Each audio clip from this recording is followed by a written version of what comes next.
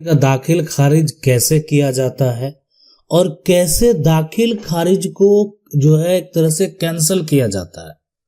अब सवाल ये उठता है कि कोई भी जमीन है तो इस जमीन का कोई भी तो मालिक है, या तो इसका मालिक कोई आदमी हो सकता है ना, या कहने का मतलब क्या है, या कोई ट्रस्ट हो सकता है, कोई सरकार जो है का भी जमीन होता है, सरकार के नाम से वो संपत्ति जो है दर्ज है।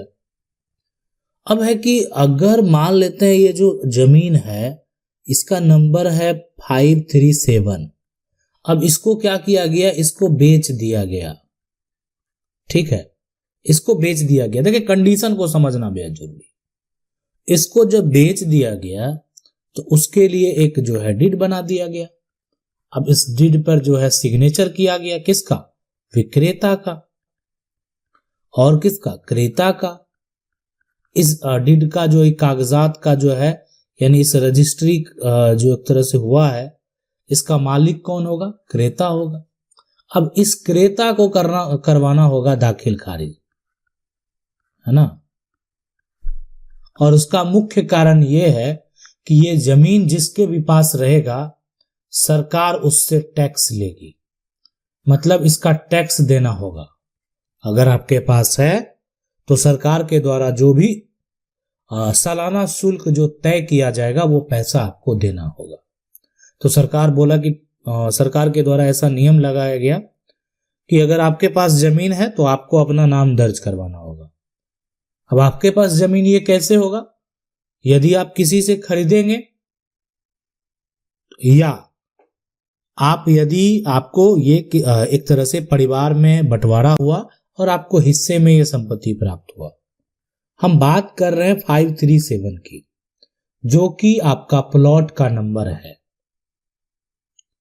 अब यहां पर इसका दाखिल खारिज क्रेता करवाएगा। क्रेता क्या करेगा, जो सरकार का रजिस्टर है, पूरा ये जो रजिस्टर है उसमें विक्रेता का जो नाम है, विक्रेता का नाम, उसको हटवा देगा और दर्ज होगा किसका नाम, क्रेता का नाम। क्रेता का नाम जो है ना वो दर्ज करवा देगा। अब ये क्रेता का नाम इस पे शो हो गया। अब शो हो गया तो अब इस जो क्रेता है, जो खरीदने वाला है, अब वो क्या करेगा, टैक्स देगा सरकार को। ठीक है, तो इस प्रकार किया जाता है दाखिल खारिज। हाँ, ये जमीन का रजिस्ट्री के केस में नहीं इस किया जाता है। अब इसको इसके अलावा कैसे किया जाता है उसको भी समझना बेहद जरूरी है। अब देखें, एक तो कंडीशन हो गया कि बेच दिया गया, दूसरा कंडीशन यह है कि संपत्ति का बंटवारा किया गया। संपत्ति जो है पिता के नाम दर्ज है 537 नंबर भी, और जो दूसरा प्लॉट है ये 533 है ना, ये भी पिता के नाम ही दर्ज है। तो अब दोनों पिता के नाम दर्ज है, लेकिन अब दोनों भाई का बंटवारा हो चुका है।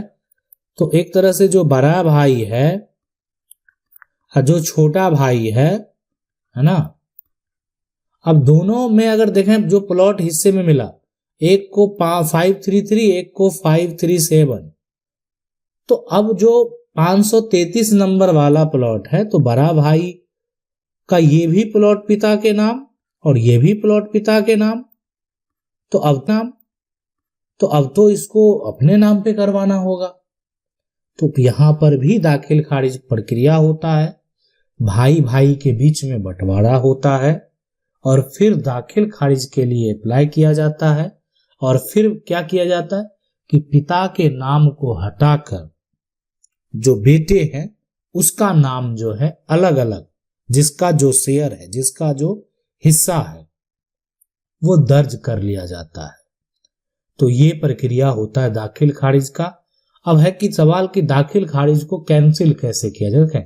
कैंसिल करने का अगर मेन पर्पस ये होता है कि किसी को अगर आपत्ति है, दाखिल खारिज से अगर किसी भी व्यक्ति को कोई भी आपत्ति है, ठीक है, अगर कहने का मतलब है कि आप दो भाई हैं, अब एक भाई ये पूरी प्रॉपर्टी जो है बिना बंटवारा का बेच लेगा, खारिज को जो है दाखिल खारिज पर उसको रोक लगा सकता है, उसको कैंसिल करवा सकता है। इसीलिए कि आपके बीच में बंटवारा नहीं हुआ। आपने क्या किया कि एक भाई के शेयर को बेच लिया। अगर दूसरे भाई को आपत्ति है तो वो दावा पेश कर सकता है और आपके दाखिल खारिज को कैंसिल करवा सकता है। अब सवाल उठता है कि जमीन का दाखिल खारिज पुनरीक्षणवाद क्या होता है, और इस प्रकार का केस यदि आप पर हो जाए तो आपको क्या करना चाहिए।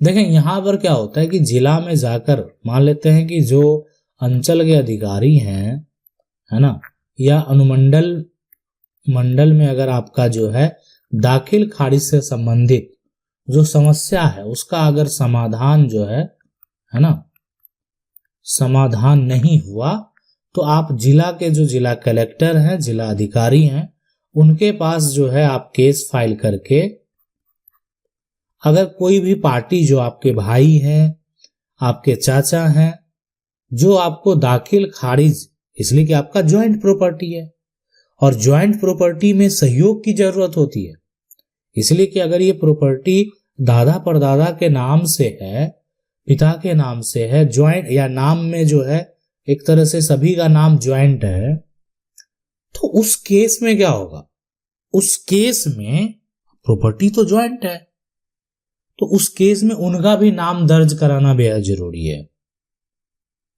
ठीक है, तो इसीलिए जो अगर ऐसा समस्या उत्पन्न होता है उस केस में जो है जिला कलेक्टर के पास दाखिल खारिज पुनरीक्षणवाद का केस आप करते हैं, तो आपके अगेंस्ट जिसके ऊपर आप जो आपको सपोर्ट नहीं कर रहे हैं तो उसको नोटिस जाएगा और उसको पूछा जाएगा कि भाई आप इनके शेयर को इनके हिस्से को क्यों नहीं दे रहे हैं, या इनका दाखिल खारिज में आप ऑब्जेक्शन क्यों लगा रहे हैं, क्या समस्या है, क्या जो है आपके नाम से दाखिल खारिज अगर कायम है या गलत तरीके से आपका दाखिल खारिज किया गया है, तो इस तरह का प्रक्रिया किया जाता है।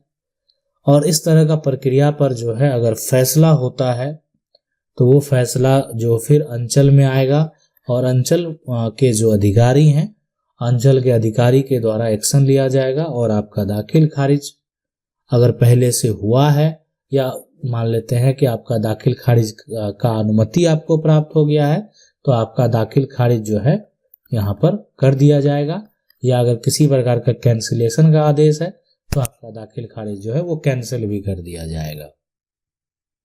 अब सवाल उठता है किसी भी जमीन का दाखिल खारिज पर रोक लगाने का क्या नियम प्रक्रिया है।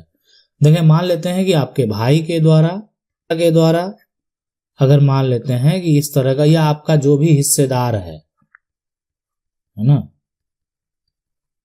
हिस्सेदार के द्वारा अगर ये जमीन को बेच लिया जाता है तो उस केस में जो है ना, आप अगर चाहते हैं कि आपके हिस्से को बेचा जा रहा है, हिस्सेदार है जो भी है उससे मतलब नहीं, आपके हिस्से को बेच दिया गया, तो अब विक्रेता क्या करेगा। ठीक है, आपको पता नहीं चला, लेकिन आपको ये पता चल गया कि इसको बेच दिया गया, आपको रजिस्ट्री हो गया, इसका पता नहीं चला, आगे चल के आपको रजिस्ट्री को भी कैंसिल कराना पड़ेगा। लेकिन अभी फिलहाल दाखिल खारिज पे अगर आप रोक लगा देंगे तो इस संपत्ति को बेचने का अधिकार आपके पास भी हो जाएगा, इसलिए कि ये संपत्ति पे जो खरीदने वाला है उसका नाम ही दर्ज नहीं होगा, बेचने वाला का ही नाम होगा, या बेचने वाले के जो पूर्वज होंगे जिनका नाम जो है वो दर्ज होगा। तो इसके लिए आपको क्या करना है कि अंचल में जब उस व्यक्ति के द्वारा दाखिल खारिज के लिए अप्लाई किया जाएगा तो आपको वहां पर दाखिल खारिज जो है रिजेक्ट करने के लिए आप आवेदन दे सकते हैं कि ये आपका ज्वाइंट प्रॉपर्टी है और आपका भी इसमें हिस्सा है और बिना बंटवारा के आपके हिस्से को बेच लिया गया, इससे आपको आपत्ति है और आप उनसे अनुरोध करेंगे कि इस प्रकार का दाखिल खारिज पे कृपया जो है रोक लगा दें और किसी प्रकार का जांच पड़ताल करने के बाद ही कोई निर्णय लें। या मान लेते हैं किसी प्रकार का कोई कानूनी विवाद भी कोर्ट में होता है, तो अगर आप आवेदन में उसको मेंशन करेंगे जो कि मामला आपका पहले से चल रहा है, तो उसको देखते हुए भी अधिकारी उस दाखिल खारिज को रिजेक्ट कर देते हैं, उस दाखिल खारिज को कैंसिल कर देते हैं, मतलब उस समय उसका दाखिल खारिज तक किसी प्रकार का कोर्ट के द्वारा फैसला नहीं आ जाएगा, तब तक उसका दाखिल खारिज नहीं किया जाएगा। आशा करते हैं वीडियो अच्छा लगा होगा। वीडियो अच्छा लगा वीडियो को लाइक जरूर कर दें। चैनल को पहली बार देख रहे हैं सब्सक्राइब करके जो बेल आइकन उसको जरूर दबा लें। मिलते हैं अगले वीडियो में, तब तक के लिए जय हिंद।